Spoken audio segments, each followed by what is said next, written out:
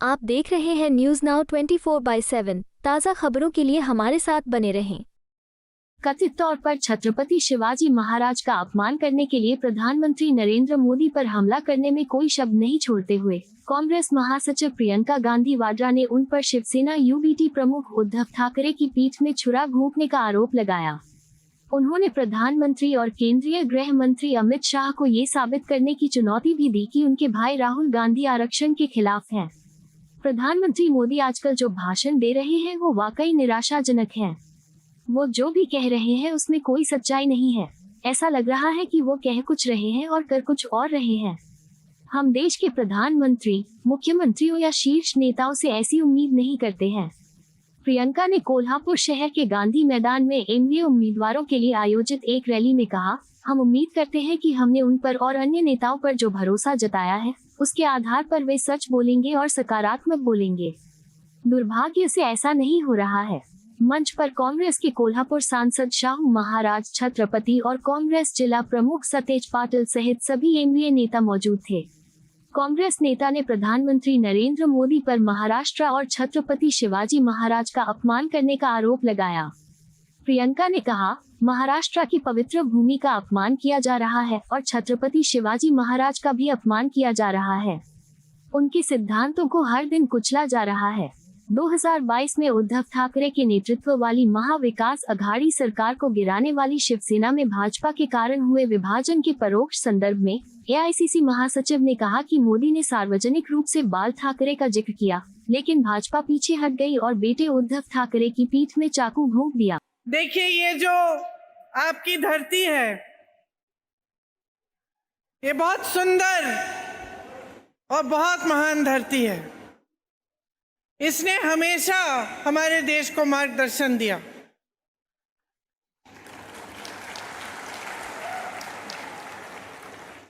महात्मा फूले जी, साहू जी महाराज और बाबा साहेब अम्बेडकर जी की धरती है। लोक साहिर अन्ना भाऊ साठे जी की धरती है। आजादी की लड़ाई के इतने महापुरुष यहाँ के हैं कि एक तरह से जो भी इस देश को के प्रति जिसके दिल में देशभक्ति है, जो भी इस देश को चाहता है, जो भी इस देश के लिए मर मिटने के लिए तैयार है, उसके लिए ये धरती पवित्र धरती है।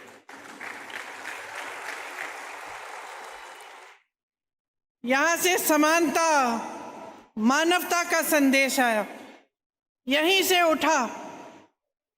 तमाम महापुरुषों ने देश भर में ये संदेश फैलाया।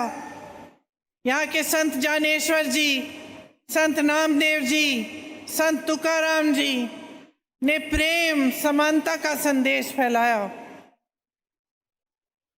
मन में गंदगी साफ करने वाले और प्रेम जगाने वाले संत गाडगे महाराज जी भी महाराष्ट्रन थे। आजादी की लड़ाई यहाँ से गांधी जी लड़े, तिलक जी लड़े, गोखले जी, बाबूराव धारवाड़े जी, स्वामी वारके जी, क्रांति सिंह नाना पाटिल जी, क्रांति सिंह नागनाथ अन्ना जी, वसंत दादा पाटिल जी, सब आज़ादी की लड़ाई में जुटे रहे। इस देश को आज़ाद करने में, इस देश के संविधान को बनाने में, इस देश को आगे बढ़ाने में सबकी भागीदारी थी। और आप सबके पूर्वज, यहाँ के किसान, यहाँ की आम जनता भी उस आज़ादी की लड़ाई में शामिल हुई। इसीलिए यहाँ आकर गर्व महसूस होता है। यहाँ आकर ऐसे लगता है कि वो जो आधार है हमारी राजनीति का, उसे निभाना चाहिए। वो जो असूल हैं उन्हें कायम रखना चाहिए। जिन पर हमारे देश की नींव डली, उन्हें मजबूत रखना चाहिए। इसीलिए चुनाव के समय खास तौर से जब मैं देखती हूँ कि तमाम दलों के नेता आते हैं, भाषण देते हैं, बड़े बड़े नेता, देश के प्रधानमंत्री, देश के मंत्री और बहुत मशहूर नेतागण, तो मेरे दिल में, मुझे नहीं मालूम कि आपके दिल में ये उम्मीद होती है कि नहीं, लेकिन तो मेरे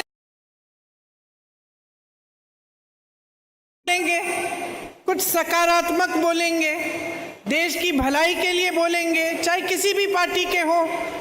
और एक उम्मीद ये भी होती है कि कहीं ना कहीं सच्चाई बोलेंगे। इसीलिए जब मैं उनके भाषण देखती हूँ और उनकी बातें सुनती हूँ, तो चाहे वो किसी और पार्टी के ना हो, निराश हो जाती हूँ। खास तौर से प्रधानमंत्री मोदी जी के जो भाषण मैं आजकल सुन रही हूँ, निराश करने वाले भाषण हैं, क्योंकि उनमें सच्चाई नहीं दिख रही है। ऐसा लगता है कि कह कुछ रहे हैं, कर कुछ और रहे हैं। और देश के प्रधानमंत्री से, प्रदेश के मुख्यमंत्रियों से, बड़े बड़े नेताओं से हम ये उम्मीद नहीं रखते। हम उम्मीद रखते हैं कि हमने इनमें अपना विश्वास डाला है, तो कम से कम उस विश्वास के आधार पर, उनकी जो हमारे प्रति जिम्मेदारी बनती है उसके आधार पर वे हमें सच बोलेंगे और अच्छी सकारात्मक बातें करेंगे, जिससे हमारा देश आगे बढ़े। अफसोस ये है कि महाराष्ट्र में खास तौर से आपकी इस धरती का अपमान हो रहा है। छत्रपति शिवाजी महाराज जी का भी अपमान हो रहा है, क्योंकि जो उनके असूल हैं वो रोज रोज तोड़े जा रहे हैं, खत्म किए जा रहे हैं। प्रधानमंत्री जी मंच पे आते हैं, बाला साहेब ठाकरे जी का नाम लेते हैं बाला साहेब ठाकरे जी का, और जब प्रतिमा बनने जाती है शिवाजी महाराज जी की, तो उस प्रतिमा को पूरा करने का काम ही नहीं करते। एक प्रतिमा बनी, वो दह गई, उसमें इतना भ्रष्टाचार था। दूसरी प्रतिमा को पार्लियामेंट से निकाला गया, संसद से हटा दिया गया। तीसरी प्रतिमा का शिलान्यास किया 7 साल पहले, आस्ते आस्ते काम बंद हो गया, उसको बनाया ही नहीं। बाल ठाकरे जी की बात करते हैं और उन्हीं के बेटे की पीठ में इन्होंने छुरा घोंपा। किसानों की बात करते हैं, किसानों के लिए 10 सालों में किया क्या? 2.5 साल से यहाँ पे महायुति सरकार है, 10 सालों से केंद्र में मोदी जी की सरकार है। यहाँ के किसानों के लिए किया क्या? किस मुंह से किसानों के लिए बात कर रहे हैं? तो जो जो कह रहे हैं, ऐसा लगता है कि सिर्फ बोलने वाली बातें हैं। महिलाओं की बात करते हैं, चुनाव के 4 महीने पहले महिलाओं के लिए एक स्कीम निकाल दी, 1500 रुपए आपको हर महीने देने की। अभी तक क्या कर रहे थे? जब आपका समय आ रहा था त्योहार मनाने का, किसी के घर में किसी की शादी कराने का, तब महंगाई इतनी थी कि आप कुछ कर नहीं पा रहे, कुछ खरीद नहीं पा रहे, कुछ बना नहीं पा रहे हैं। आप दुकान जाती हैं, आधी चीजें छोड़ के वापस आ जाती हैं। कोई बीमार पड़ जाता है, घर में घबराहट हो जाती है कि हम इनका इलाज कैसे करेंगे। बच्चों की फीस देनी पड़ती है, आप लोन लेके फीस दे रहे हो। माँ बाप दिन रात काम कर रहे हैं बच्चों को पढ़ाने के लिए, लेकिन महंगाई का सामना हो ही नहीं पा रहा है। चाहे कितने भी लोग काम कर रहे हैं एक परिवार में, महंगाई इतनी बढ़ चुकी है कि सब झुक गए हैं उसके बोझ से। और मोदी जी आपके सामने मंच पर आते हैं, चुनाव के लिए आपकी एक स्कीम बना देते हैं, लाडली बहना, और वो सोचने लगे हैं कि इस स्कीम से 4 महीनों में आपको 1500 रुपए दे देकर आपके वोट ले लेंगे। और आपसे कितना लिया है इन सालों में? कितना खर्चा करना पड़ रहा है आपको छोटी सी साधारण चीजों के लिए? ये कोई पूछ भी रहा है? तो एक तरह से मुझे लगता है कि एक नई परंपरा शुरू कर ली है इन्होंने 10 सालों से भारत की राजनीति में, जो हमारे पूर्वजों की, हमारी आज़ादी की लड़ाई की, हमारे संविधान की जो परंपराएं हैं उनके विपरीत है। ये इनकी जो परंपरा है, इसमें इनके लिए जनता के प्रति कोई जवाबदेही नहीं है। कुछ भी कह सकते हैं, कुछ भी कर सकते हैं, जनता को जवाब देने की जरूरत नहीं होगी। ये बात अंदर, इनके एक एक नेता के अंदर बस चुकी है, उनके दिलों में बस चुकी है। वो आज समझते हैं कि चुनाव आएगा, हम धर्म के आधार पर, जाति के आधार पर जनता को बांट देंगे, हमें वोट मिल जाएगा, हमें काम करने की ज़रूरत ही नहीं है। और उनके भाषणों से पता चलता है, उनके व्यवहार से पता चलता है। आज इनका एक एक नेता कभी आपके बीच नहीं आएगा।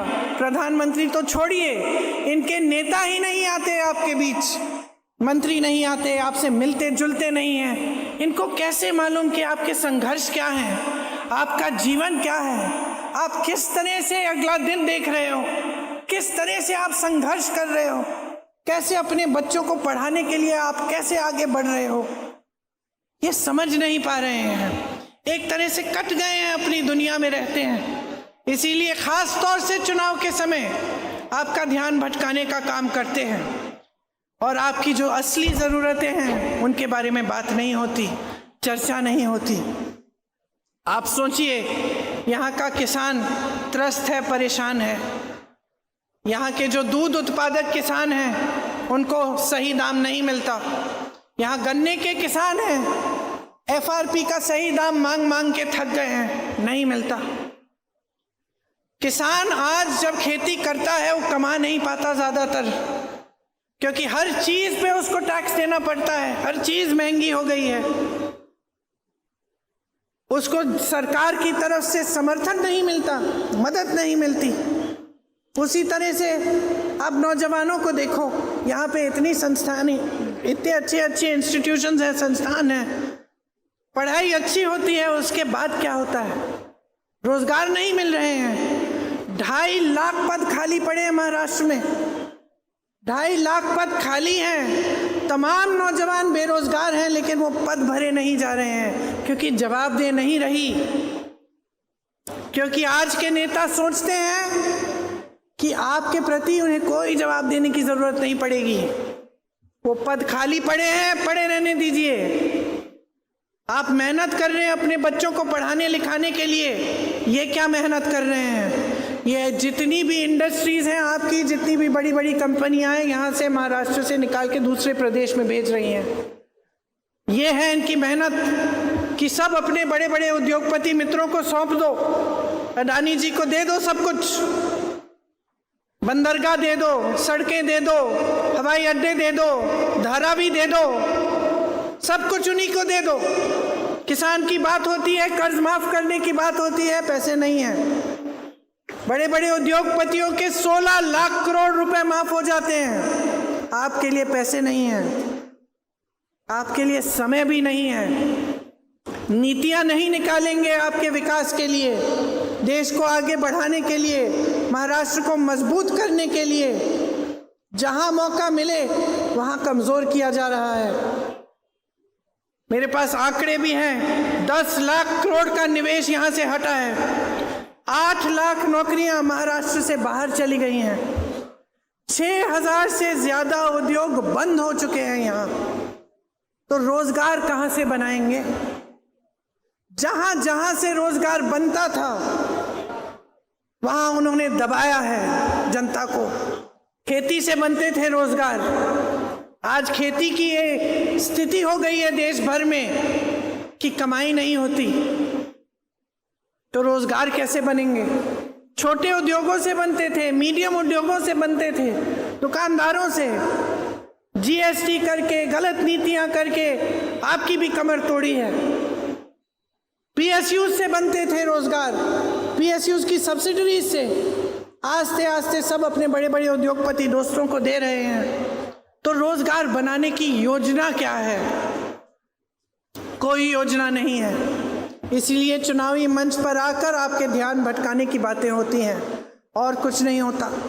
यहाँ पे महाराष्ट्र में सेमीकंडक्टर का प्रोजेक्ट आ रहा था, हटा दिया, गुजरात गया। एयरबस का प्रोजेक्ट आ रहा था, गुजरात में डाल दिया। सैफरन का प्रोजेक्ट आ रहा था, वो भी निकाल दिया यहाँ से। बल्क ड्रग पार्क का प्रोजेक्ट आ रहा था, वो भी हटा दिया महाराष्ट्र से। चौंकने की बात तो ये है कि चुनाव खत्म भी नहीं हुआ है, मोदी जी खुद हट गए, निकल गए, देश के बाहर चले गए हैं दौरा करने के लिए। इतना भी सम्मान नहीं है कि ये चुनाव चल रहा है, प्रधानमंत्री हैं देश के, चुनाव का प्रचार खत्म करके तो जाएं, क्योंकि उनके लिए ये महत्वपूर्ण नहीं है कि आपका विकास हो। उनके लिए ये महत्वपूर्ण नहीं रहा। बहुत सत्ता में रहे हैं, 10 सालों से ज्यादा हो गए हैं अब, तो ये मनसा हो गई है, ये मानसिकता हो गई है कि बस कोई बात नहीं, हम अपना करते रहेंगे, जनता तो पूछेगी नहीं, समय आएगा तो जनता को भटका देंगे, फिर से धर्म की बात करेंगे, जाति की बात करेंगे।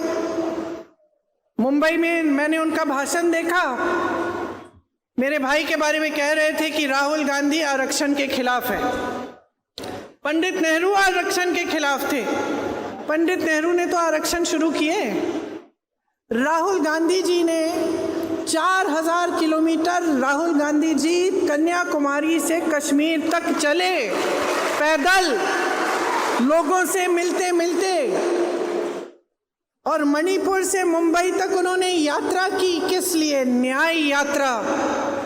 हर जगह यही कहा, जाति जनगणना होनी चाहिए, 50% की जो सीमा है आरक्षण पे वो हटनी चाहिए, हर जगह कहा। तो क्या सोच रहे हैं मोदी जी? क्या सोच रहे हैं मोदी जी? सोच रहे हैं कि देश देख नहीं रहा है? देश देख नहीं रहा है कि एक व्यक्ति 4000 किलोमीटर चल रहा है, उसकी यही मांग है, और आप मंच पे खड़े हो सकते हैं और कह सकते हैं कि नहीं ये तो आरक्षण के खिलाफ है। आप संविधान की बात कर रहे हैं मंच पे खड़े होकर, और जो जनता ने सरकार चुनी महाराष्ट्र के लिए, आपने धनबल के आधार पर घूस दे देकर, हजारों करोड़ रुपए देकर उस सरकार को चोरी कर लिया, और आप संविधान की बात कर रहे हैं। आप संविधान को बचाएंगे? आप भ्रष्टाचार की बात कर रहे हैं, आपके विधायक तो बिक रहे हैं, आपने खरीदे हैं, और भ्रष्टाचार की बात कर रहे हैं। और किन पैसों से खरीदे हैं? कहाँ से आए ये हजारों करोड़? ये 100 करोड़ जो हम पढ़ते रहते हैं मीडिया में कि इस विधायक को इतने करोड़, उस विधायक को, कहाँ से आए ये पैसे? किसके पैसे हैं? आपकी हिम्मत कि आप मंच पे खड़े होकर भ्रष्टाचार की बात कर रहे हैं। आप कह रहे हैं कि दुनिया भ्रष्ट है, आप पाक हैं, सरकारें खरीद रहे हैं। महाराष्ट्र में आपने खरीदी सरकार। हमारा संविधान कहता है कि सरकार हमारी जनता चुनेगी। आप जो यहाँ बैठे हैं मेरे भाई बहन, आप चुनेंगे। हमारे संविधान ने आपको वोट की शक्ति दी है, आपको हक दिया है सरकार को बनाने का, सरकार को हटाने का। आप सरकार बनाते हैं, और मोदी जी ने नई परंपरा शुरू की है इस देश में कि सरकार खरीदी जा सकती है, कि सरकार इस तरह से जोड़ तोड़ करके तोड़ी जा सकती है, चोरी की जा सकती है। और ये आपको बताएंगे संविधान के बारे में, भ्रष्टाचार के बारे में, आरक्षण के बारे में। आंखें खोलिए, आंखें खोलिए। ये जितने भी नेता इस मंच पे खड़े हैं, आपने खड़ा किया है। जितने नेता इस मंच पे आज बैठे हैं, आपने बिठाया है। हम यहाँ नहीं हो सकते अगर आपने अपनी शक्ति हमें नहीं दी। ये जो शक्ति आप देखते हैं, ये बड़े मंच, ये लाइटें, ये सब आपकी शक्ति है। आंखें खोलिए। अपने बच्चों के लिए एक मजबूत भविष्य बनाना है तो खड़ा होना पड़ेगा, पहचानना पड़ेगा सच्चाई को। आपकी परंपरा रही है, आपके प्रदेश ने हमेशा सच्चाई को पहचाना है। बाकी देश में कुछ भी हो जाए, आपने हमेशा रास्ता दिखाया है। मैंने शुरू में कहा, हम आज़ाद नहीं होते अगर आपके महापुरुषों ने, आपके किसानों ने, यहाँ की जनता ने आज़ादी की लड़ाई नहीं लड़ी होती। तो आज आंखें मूंद के क्यों बैठे हैं? आज ये सब देख रहे हैं अपने सामने, सारा नंगा नाच हो रहा है, और आप कुछ कह नहीं रहे हैं, चुप हैं। देश देख रहा है, आप देख रहे हैं। यहाँ मेरी बहनें महंगाई से पिस रही हैं, किसान तड़प रहे हैं, नौजवान रोजगार ढूंढ के भटक रहे हैं, हर जगह मिल नहीं रहा है रोजगार। सब संघर्ष आप करें, सब मेहनत आप करें, ईमानदारी से आप अपना जीवन जीने की कोशिश करें। हमारी कोई जिम्मेदारी नहीं बनती, नेताओं की कोई जिम्मेदारी नहीं बनती, जो सरकार चला रहा है उसकी कोई जिम्मेदारी नहीं बनती। उसको क्या ईमानदार होने की जरूरत नहीं है? उसको दिन रात काम करने की जरूरत नहीं है क्या आपके लिए? सिर्फ मंच पे आए और आपको बहका दे, ये काफी है। कब से होने लगा ये? कब से ये नई परंपरा बन गई हमारे देश में? आपने बनने क्यों दी? बंद करा दीजिए इसको, अब बहुत हो गया है, 10 सालों से ज्यादा हो गया है। आप मोदी जी, उनके नेताओं की सारी राजनीति देख रहे हैं, समझ लीजिए क्या है। विकास नहीं हो रहा है, महंगाई बढ़ रही है, बच्चों को रोजगार नहीं मिल रहा है, जिसकी सेटिंग होनी है उस सब की सेटिंग हो रही है। बड़े बड़े उद्योगपतियों को भी देख लिया आपने, आजकल कुछ नहीं छिपता, सोशल मीडिया पे सब कुछ दिख जाता है, कौन क्या कर रहा है, कैसे कर रहा है। और हाँ, एक चीज मोदी जी ने अपने मुंबई के भाषण में कही जिससे मैं सहमत हूं, कि सच्चाई एक दिन निकल आती है। और आज अगर मेरी एक आशा है, एक उम्मीद है कि मेरी देश की ये जनता जो हमेशा जागरूक रही है, मेरी ये बहनें जो रोज संघर्ष कर रही हैं, कोई इनकी सहायता नहीं कर रहा है, मेरे ये किसान भाई जो कड़ी धूप में खून पसीना बहा रहे हैं इस देश के लिए, जिनके बेटे सरहद पे जाकर हमारे देश की सुरक्षा करते हैं, मेरी ये आशा है, ये उम्मीद है कि आप जागेंगे, कि आप इस देश की राजनीति को फिर से बदल डालेंगे, कि आप एक नई सरकार लाएंगे अपने प्रदेश में जो आपके लिए काम करे, जिनकी नीतियां आपके लिए बने, बड़ी बड़े उद्योगपतियों के लिए नहीं। आपके बच्चों के भविष्य को मजबूत बनाने वाली नीतियां बने, ये उम्मीद है मेरी आपसे। आपने देखा होगा कि महाविकास आघाड़ी का जो गठबंधन है, हमारा गठबंधन कुछ गारंटी दे रहा है आपके लिए। हम कह रहे हैं हम कुछ चीजें करके दिखाएंगे। मैं आपसे आग्रह करती हूं कि हमारे मुंह से ये बातें निकल रही हैं, इस पे मत जाइए। आप देखिए कि जहां जहां हमारी सरकारें हैं, जिन प्रदेशों में हमने गारंटी की बात की, क्या उन प्रदेशों में ये गारंटी लागू हो रही है कि नहीं? खुद देखिए, किसी को फोन करिए कर्नाटका में, किसी से पूछिए तेलंगाना में, हिमाचल में किसी से पूछिए कि वाकई ये चीजें कर रहे हैं। आपको पता चलेगा कि जब छत्तीसगढ़ में हमारी सरकार बनी थी, 24 घंटे के अंदर अंदर हमने किसानों के कर्ज माफ करने शुरू किए। आपको पता चलेगा कि जो गारंटी हमने दी थी वो आज भी जहां जहां कांग्रेस की सरकारें वहां पूरी हो रही हैं। और जब आपको ये पता चलेगा तो आपको सोचना चाहिए कि जो 2.5 साल से सरकार में रहे हैं, आपको चुनाव के 3 महीने पहले 1500 रुपए पकड़ा कर आपका वोट लेने की कोशिश कर रहे हैं, लेकिन बगल में एक प्रदेश है जहां जिस दिन सरकार बनी उस दिन से गारंटी पूरी होनी शुरू हो गई। हम जानते हैं कि महिलाओं के लिए, मेरी बहनों के लिए कितना संघर्ष है। मैं अच्छी तरह जानती हूँ बहनों कि चाहे आप बाहर जॉब करें, चाहे आप खेती करें, चाहे आप कुछ भी काम कर रहे हैं बाहर, आप घर आके भी काम करती हो। और हम सब महिलाओं का यही सिलसिला है, कुछ अलग नहीं है। ये नहीं है कि कोई बड़े घर का हो तो भूल सकता है कि घर पे परिवार है, बच्चे हैं, बच्चों का खाना देखना है, बच्चों की पढ़ाई देखनी है, बच्चों की सेहत देखनी है। तो हम चाहे बाहर भी काम करें, घर आकर भी काम करते हैं, आखिर में सोते हैं। परिवार के सारे सदस्य सो जाते हैं, तभी महिला सोती है। समाज का बोझ महिला उठाती है, भविष्य महिला बनाती है, क्योंकि बच्चों की परवरिश भी महिला करती है।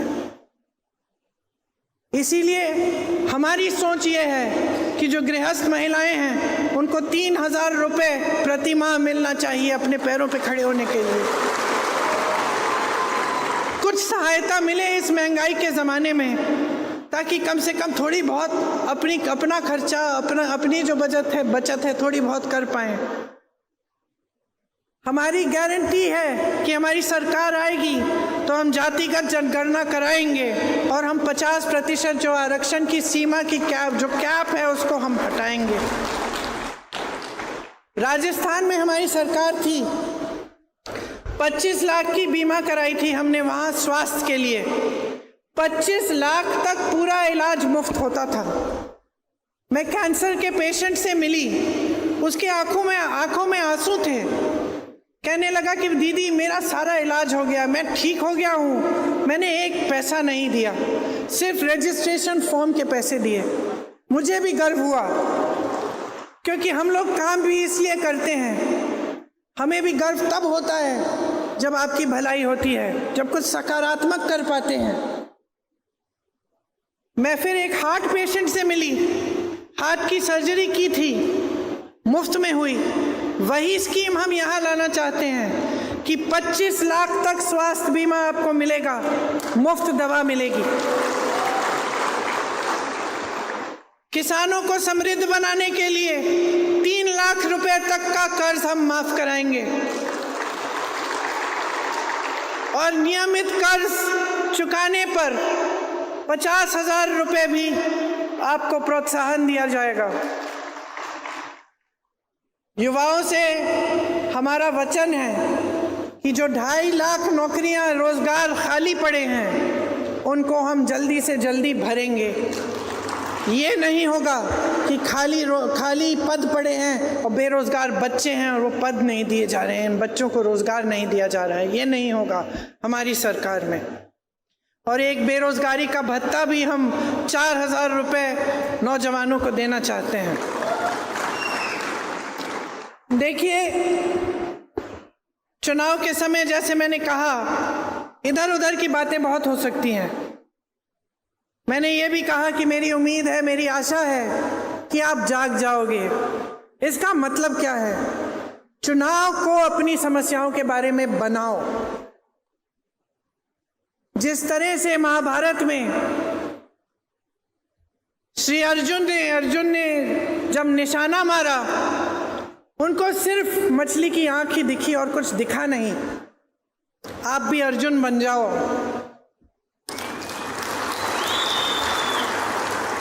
आपको सिर्फ यही दिखना चाहिए कि हमारे लिए क्या काम किया जा रहा है, सकारात्मक चीज क्या की जा रही है हमारे देश में, हमारे प्रदेश में। हमें अपने पैरों पे खड़ा करने के लिए ये सरकार क्या करने को तैयार है। क्या इन नेताओं को ये जिम्मेदारी महसूस करते हैं ये नेता कि हमारे बच्चों के भविष्य को इन्हें मजबूत करना है? क्या अगर इनकी सरकार बनेगी तो हमारी बहनें, महिलाएं और मजबूत बनेंगी? इन्हें सशक्त करने का काम होगा कि नहीं होगा? क्या किसानों के लिए सहूलियत मिलेगी, सहायता मिलेगी? क्या हम सब कमा पाएंगे जब हम मेहनत करेंगे? क्या भ्रष्टाचार थोड़ा कम होगा? आप इन चीजों पर ध्यान रखिए। आप अपना पूरा ध्यान अपने ऊपर रखिए। आप देश की जनता हो, आपने देश बनाया है, ये देश आपका है।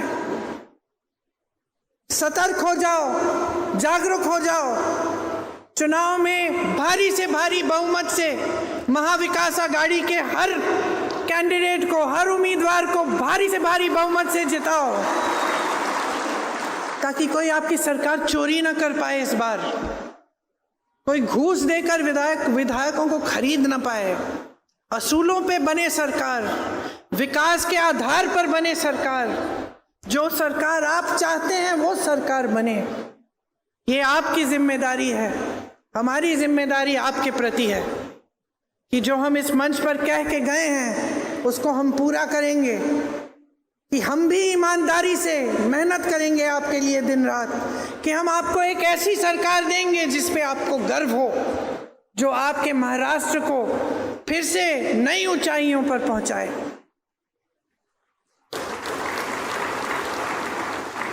तो बड़ी लंबी चौड़ी बातें की हैं मैंने आपसे, लेकिन मैं देख रही हूं आप ध्यान से सुन रहे हैं, क्योंकि मैं जानती हूं कि आप थक गए हैं। सरकार से उम्मीद रखते हैं मदद हो, भविष्य बने, रोजगार मिले, मजबूती बने। तो मैं आपको यहाँ खड़े होकर कहना चाहती हूँ कि हमारा पूरा प्रयास होगा कि हम ऐसी सरकार आपको दें। यहाँ कोल्हापुर में कांग्रेस परिवार का पुराना नाता है आपके नेताओं के साथ।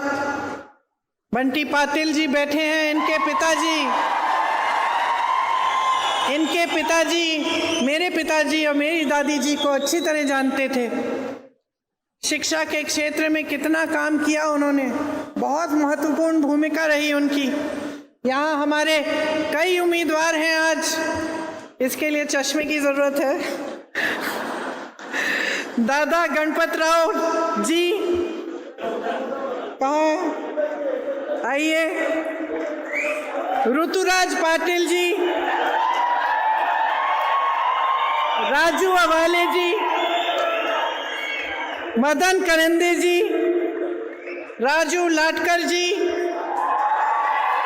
नंदा बबूलकार जी, राहुल पाटिल जी, केपी पाटिल जी, ये हमारे उम्मीदवार हैं। इनको भारी से भारी बहुमत से जिताइए। आपको यह वीडियो पसंद आया हो तो इसे लाइक करें, हमारे चैनल को सब्सक्राइब करें।